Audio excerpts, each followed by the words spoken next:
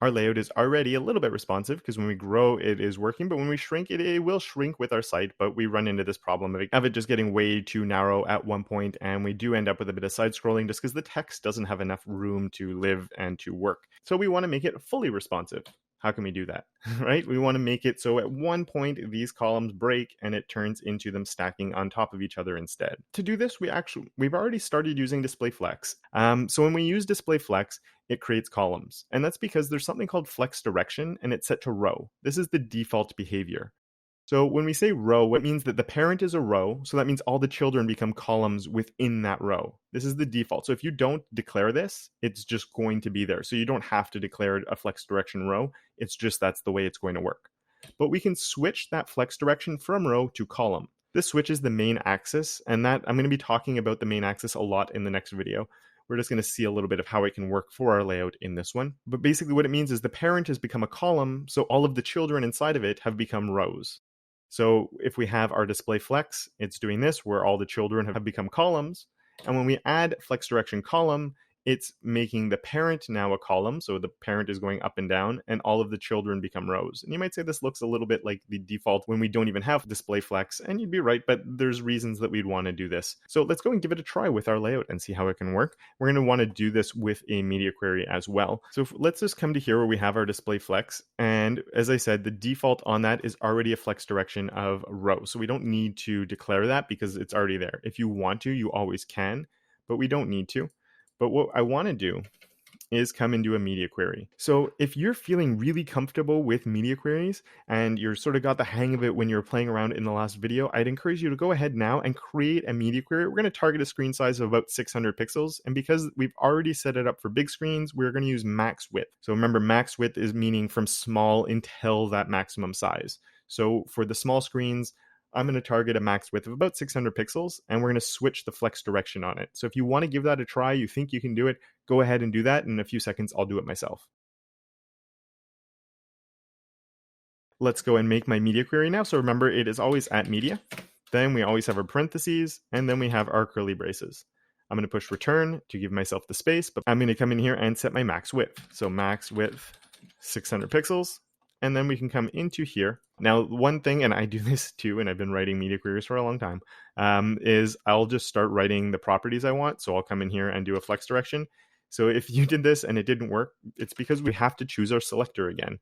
So it's a little weird that we have like these nested selectors inside of media queries, but that is how we are going to be working. So I'm going to do a dot columns to select my columns, and then make a opening closing curly braces. And now I can come in here and do a flex direction. And my flex direction will be column. So let's go and see if this works.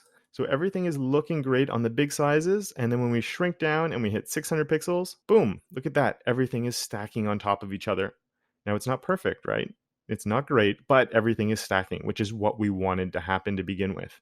So that is really, really good. But what's the problem? Why are these so not taking up all the space like we want them to? Well, if you remember, we set widths on all of these. So that is where the problem's coming in right now. So what we can do is create a new media query that is going to change all of those to give them all a width of 100%. So what I'd encourage you to do now is actually to go ahead and try doing that and seeing if you can get it to work. So we can do it all with one selector. So I want you to go ahead and try doing that. Now that you've seen how I've done it, we want to target the exact same screen size. And once you've done it, I do want to look at a bit of a best practice of using media queries as well. All right, so what we can do is I'm going to copy this media query that we already have right here, and I'm going to paste it down at the bottom, and we can delete this here. If you tried redefining these columns inside this media query, it wouldn't have worked. The reason it wouldn't have worked is because first we'd be doing the media query, and then we'd be following it up with these, and these would overwrite the media query, because this would only be looking at a max width, but this is looking at all situations. So like we saw in the last video, the order of things really matter. Media queries should always come after the default selector that you already have. So we can come into here, and you could either have done just call like that, because all of my columns also have the call selector on them. So I could say call width 100% and it will work. Or if you went and you did call 1, call 2, and call 3, and gave them the width of 100%, that would also work. I actually prefer this, even though it's a little bit longer, just because we've set the sizes here and then we're explicitly setting the sizes here. So it makes it really obvious that we're resetting these specifically. Whereas if you went with that col selector, just the COL, it might not be as obvious that you're targeting these ones specifically, but either way, I think it is perfectly fine. So let's go and take a look and see if that worked. And look at that, it is working. Oh my goodness, isn't that cool?